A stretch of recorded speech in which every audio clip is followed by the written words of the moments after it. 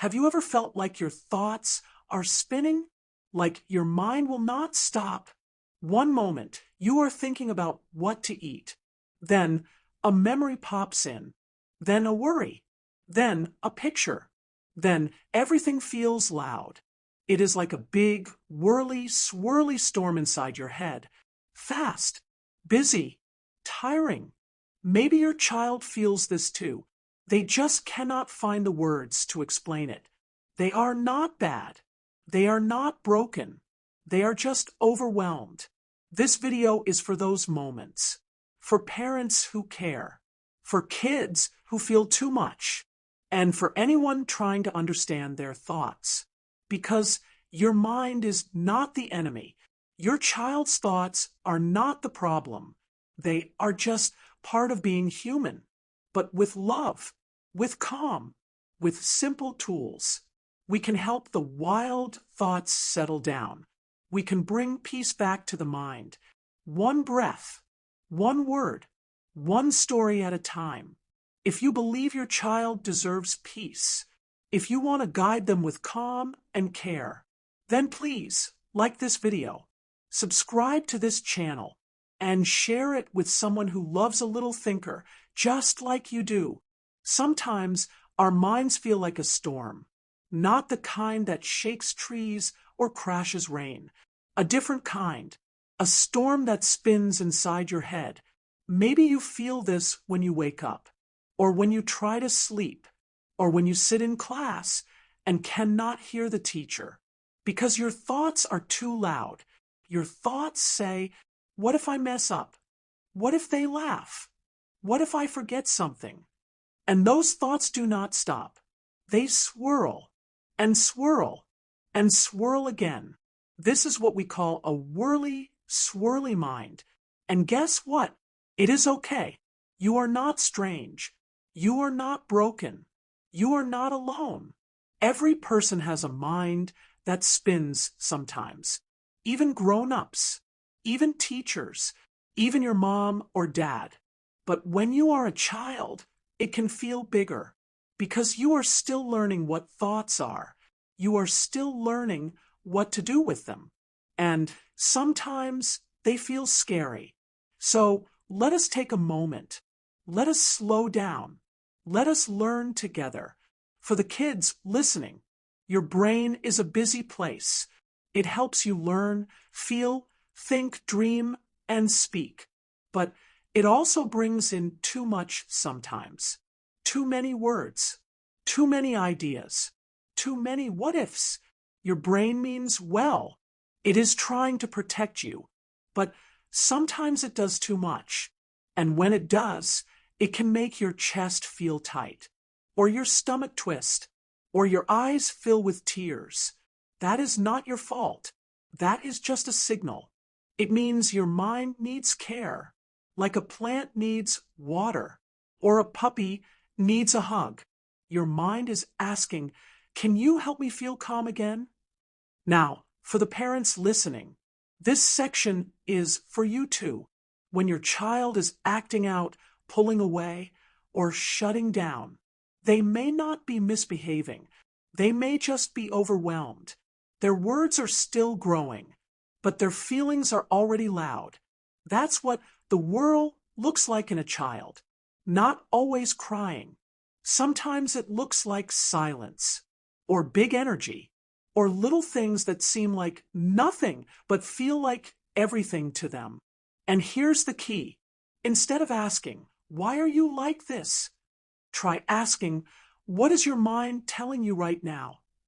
Give space. Give soft tone. Give eye contact. These little choices teach your child something powerful. Their thoughts are welcome. Their feelings are safe. Their inner world matters. Back to our little thinkers. So what do you do when your thoughts get swirly? First, know this. It will pass. Your thoughts are like clouds. Sometimes thick, sometimes fast, sometimes dark. But they do not stay forever. You can learn to name them, to speak about them, to breathe through them. And we will talk about how to do that soon. But for now, Take a deep breath. In through your nose, out through your mouth. Again, slower this time. Good. You just gave your brain a little gift. It is like saying, I'm here. I'm safe. I can handle this. To the parent, one more time. If you take nothing else from this section, take this. Your calm is your child's compass. You do not need perfect answers. You do not need to fix every thought. You just need to be present. Sit with them. Hold their hand. And remind them, your mind is spinning, but I'm right here. Because when the thoughts are swirling, what calms the child most is the calm inside you. Section 2, Naming the Storm. Your thoughts feel like a storm, but what if you could name each cloud? What if you could point and say, this one is fear, this one is worry, this one is just a silly thought? That is the first step to feeling calm. Naming the storm. To the kids watching, let us try something together. Think of a moment when your mind felt full, like a big balloon, ready to pop. Now, ask your brain, what am I thinking right now? Sometimes the answer comes fast. I am scared. I am mad. I do not know what to do. And that is okay. Even saying, I do not know, is a start. It means you are paying attention. It means you are trying. Your brain has many thoughts every day. Some are soft. Some are loud. Some are helpful. Some are just noise. But all of them can be named. Like characters in a story. You could even draw them. Make your worry look like a tiny monster. Make your confusion a cloud with question marks. Make your joy bright yellow. When you name a thought, you take away its power. To the parents listening, here is where your role becomes powerful. Children often feel things before they can speak them. That gap between feeling and saying is where meltdowns live. Not because they are being difficult, but because they are overwhelmed. So help them name it. Say things like, you look like something surprised you. I wonder if that made you feel nervous. It is okay if you feel mad. Can we talk about it? You are not putting words in their mouth. You are giving them a starting point. Do not rush. Do not fix. Just guide. If they say, I do not know, respond gently. That is okay. Let's figure it out together. Sometimes just sitting beside your child in silence is the safest thing you can do, because naming the storm takes time. Back to our little thinkers. Some thoughts are sneaky. They hide behind a smile. They wait until bedtime. They whisper things that are not kind. Like, no one likes me. I always mess up. I am not good at anything. If you hear a thought like that, tell it, I see you. I know your name. And you do not get to be the boss of me. Try saying out loud, this thought is trying to scare me. Or, this thought is just passing through. You can even write it down. Draw a box around it. Then cross it out. Poof. Gone. Back to the parents. When your child learns to name a thought, praise that effort. Say, thank you for telling me. That was brave.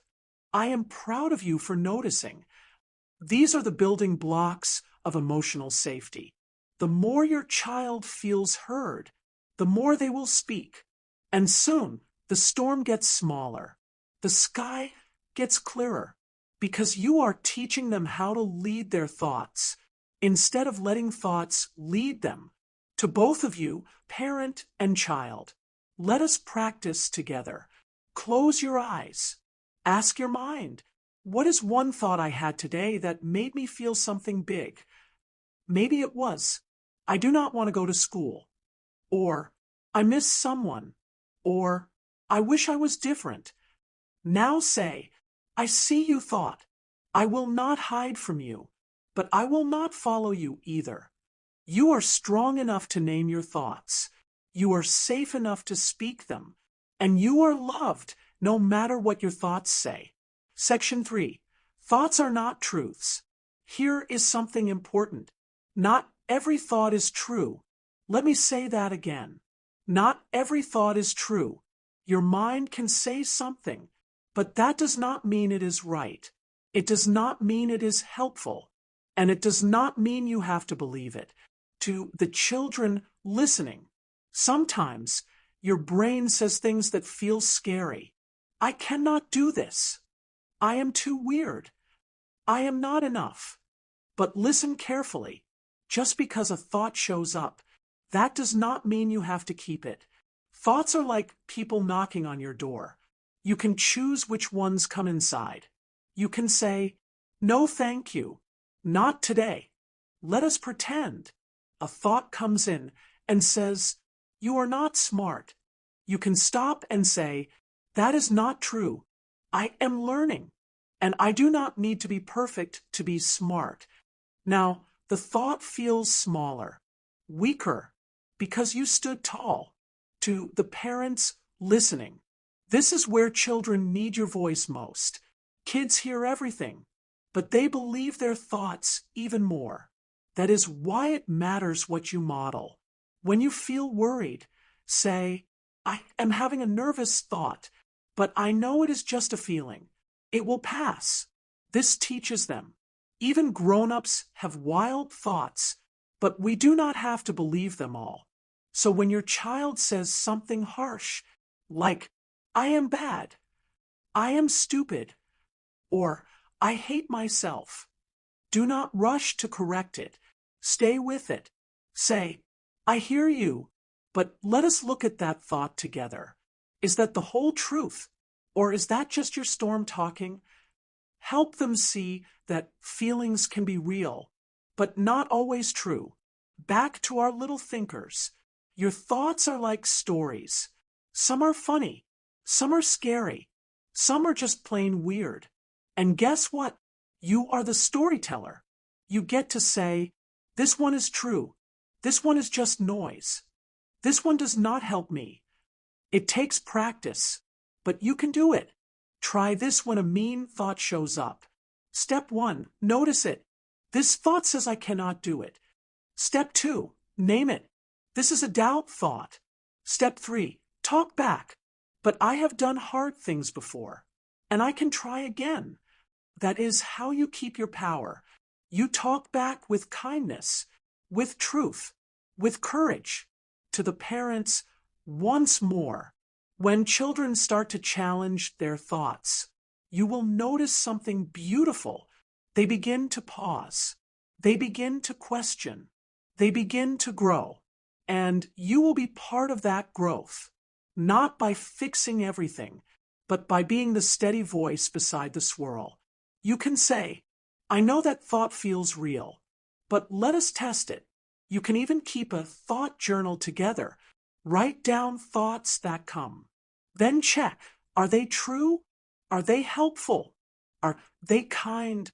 This becomes a game, a practice, a gift.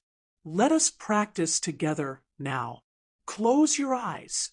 Think of a thought that made you feel small. Now ask yourself, is that thought really true? Would I say it to someone I love? If the answer is no, then you do not have to believe it either. You are not your thoughts. You are the one listening to them, and you are strong enough to choose which ones stay. Section 4. What to do with the loud ones. Some thoughts whisper, but others, they shout. They do not wait. They do not knock. They just crash into your head. Fast, loud, and big. These are the loud thoughts. The ones that feel too strong to stop. The ones that make you want to cry, yell, hide, or run. And you know what? That is okay. Because loud thoughts do not mean you are bad. They just mean you are full. And when your brain is full, it needs help to empty. To the kids listening, let us talk about what to do when a thought is too loud. First, take a breath. Really, right now, in through your nose, out through your mouth. Do it again. Good job. Now say, "This thought is loud, but I am still here." That is your superpower. You are still here. You are not the loud thought. You are the one hearing the loud thought. And that means you can do something about it. Let us try this. Step 1. Put your hand on your heart. Feel it? That is you. You are safe. Step 2. Say the thought out loud. "I feel scared." Or, "I think something bad will happen." Do not hide it. Speak it. Because when you say a thought, it gets smaller. Step 3. Move your body. Shake your hands. Stretch your arms. Take a walk or run in place. Sometimes loud thoughts stay loud because your body stays still. Moving helps them calm down. Step 4. Do something kind. Draw a picture. Cuddle your pet. Tell someone you love them. Kind actions quiet mean thoughts. They remind your heart what matters. To the parents watching, this is the part where many grown-ups feel unsure. You want to help your child, but the moment feels big, too messy, too loud. Start here. Your calm is more powerful than any fix. When your child has a loud thought, sit close. Do not speak right away. Just be with them. Then try this. Say, "I see you. I hear you. I am here." Do not say, "Calm down." Say, "I am with you" while it feels loud. This teaches your child that their big thoughts do not scare you. And if it does not scare you, they start to believe it does not have to scare them. You can even name the loud thought together. That sounds like a fear thought. Is this one trying to trick you? Let us check what is true. And if your child is too upset to talk, help them move. Dance, walk, jump. Movement can melt the freeze. Back to the kids. Your thoughts do not get to be the boss. You do. You are learning how to talk to them, how to move through them, how to be gentle and brave at the same time. And that makes you strong. When a loud thought comes again, say, "I've been here before, and I made it through." Because you will, every time. To the parents again, it is okay to repeat things often. It is okay if it takes time. It is okay if your child needs help every day. You are not failing. You are helping a young mind grow strong roots, and every moment of calm you bring becomes a seed of peace inside them. Keep going. Your presence matters more than perfect answers. Together, you and your child are learning to say, "This thought is loud, but I am louder." Section 5. Resetting the brain. Your brain gets tired, just like your legs after running, just like your eyes after reading. Your mind needs breaks too. That is why we reset. A reset is not a restart. You do not need to be fixed. You just need a pause, a breath, a moment, a change of pace. To the kids listening, imagine your brain like a snow globe. When you shake it, everything spins. It is hard to see what is inside, but when you set it down, it settles, it clears. You can see again. That is what your brain needs. To stop spinning, to rest, to reset. You can reset in many ways. And guess what? It can even be fun. Try this. Go outside and lie in the grass. Feel the breeze. Watch the sky. Or sit in your room with soft music. Close your eyes. Just listen. Or color a page slowly. No rushing. Just colors and calm. Your brain likes these quiet times. They are like gentle hugs for your mind. To the parents listening, this is where habits matter most. Not strict routines, but calming rituals. Children thrive on rhythm. Not rush, not screens, but peaceful patterns that say, "You are safe here. Try this after school or before bed. 5 minutes of stillness, dim lights, gentle background music, deep breaths together. You do not need fancy tools. You need consistency, soft voice, still hands, open time. Create a space where your child knows. This is my calm corner. Let them pick a pillow, a light, a blanket. It becomes their reset zone. Back to our little thinkers. Sometimes we think resetting is boring, but it is not. It is powerful. When you play gently, read slowly, or sit quietly, you are training your brain. You are teaching it that it is safe, that it can slow down, that it can let go. And guess what? The more you practice calm, the stronger your calm becomes. Like a muscle, you grow it over time. Even 5 minutes of rest helps. Even one walk, even one deep breath. You do not need to do everything. Just do one thing right now, and your brain will thank you. To the parents again, this is not about perfection. Your child will still have wild days.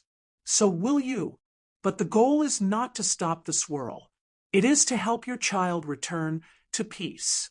When the swirl comes, teach them simple resets. Breathing box. Draw a square with your finger as you breathe. Cloud watching. Lie together and find shapes in the sky. Gratitude. List 3 things you like today. Small resets lead to big peace. They teach the nervous system to recover. They teach the child that stillness is not scary. It is safe. Back to both of you. Resetting your brain is not about doing less.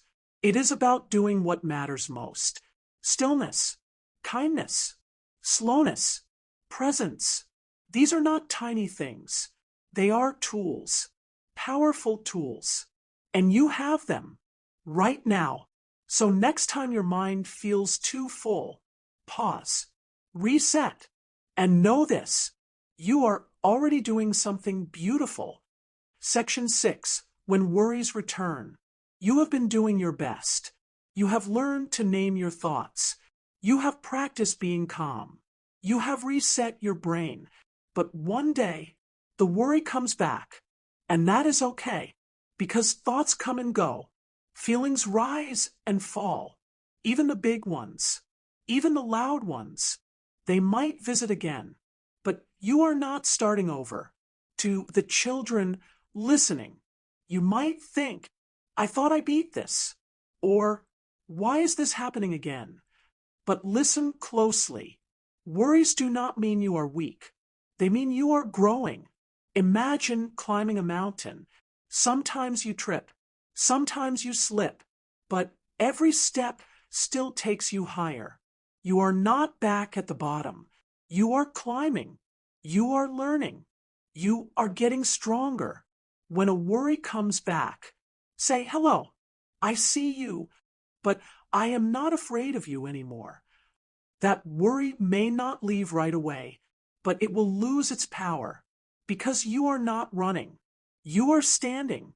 You can tell someone, a parent, a teacher, a friend. Say, my thoughts feel loud again. Say, can we sit together? You do not have to carry it alone. You never did. To the parents listening, this is the part that often hurts your heart. You thought your child was past the worst of it. You thought things were getting better. Then the meltdown happens. The fear returns. The tears fall. But here is the truth. This is not failure. This is the process. Children grow in circles, not straight lines. They return to hard places, but with more tools this time, with more safety, with you. When the worry returns, do not say, you already learned this, or you know better. Instead, say, it is okay that it came back, and I am still right here. This tells your child, you are not afraid of their hard moments. You will not leave just because things got messy. Stay steady. Stay kind. Stay near. Back to our little thinkers. Sometimes the worry shows up at bedtime. When the lights go out, when the room is quiet, that is when thoughts get loud again. Try this. Hug your favorite stuffed animal. Whisper kind words to yourself. Or pray. Say, God, please help me feel calm again. Please help me remember that I am safe. And remember, just because a thought feels big does not mean it is true. You have made it through hard thoughts before. You will do it again. To the parents again. You might feel tired. You might feel unsure. You might wonder if you are helping. Let me say this clearly. You are. Every calm breath you take beside your child, every time you choose patience over panic, you are teaching them how to live with their thoughts, not fear them. Over time, your child will remember what you showed them. Your voice becomes their voice.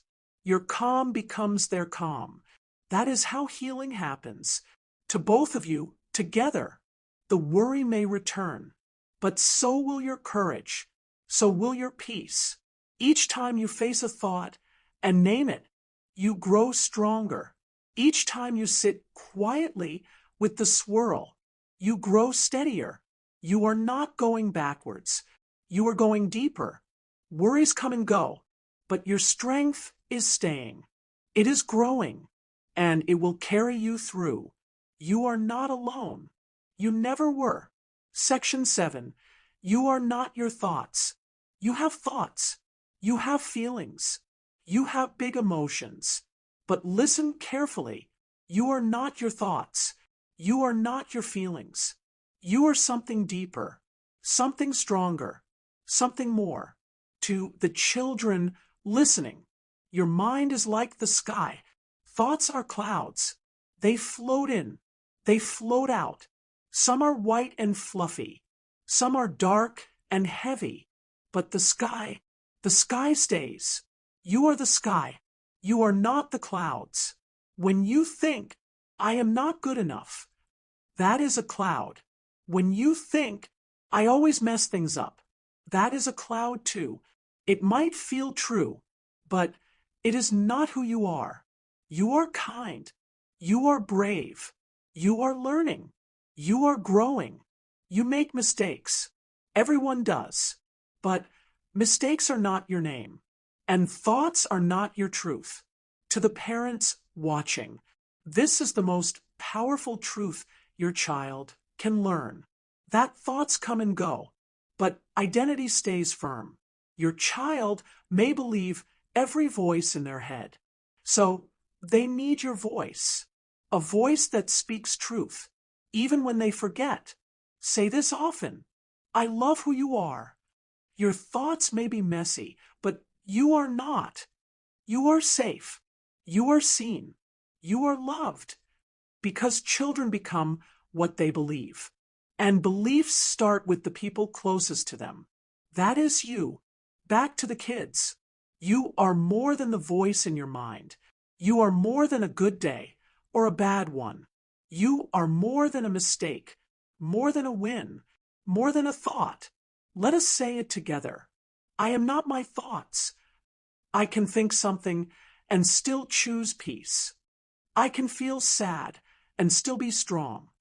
I can have worries and still be okay. You are not your fear. You are not your anger. You are not your doubt. You are you. And that is something amazing. To the parents again, your child may forget this truth sometimes. That is okay. Say it again. Say it when they are angry. Say it when they are quiet. Say it when they are unsure. Even if they do not say much back, they are listening. And your words, spoken with love, will become part of their inner voice. So remind them, you are not bad because you have bad thoughts. You are not weak because you feel afraid. You are a child of hope, full of purpose. To both of you, right now, there is power in knowing this. You are allowed to have messy thoughts. You are allowed to feel lost sometimes. You are allowed to ask for help. But no matter what your thoughts say, you are not lost. You are not alone.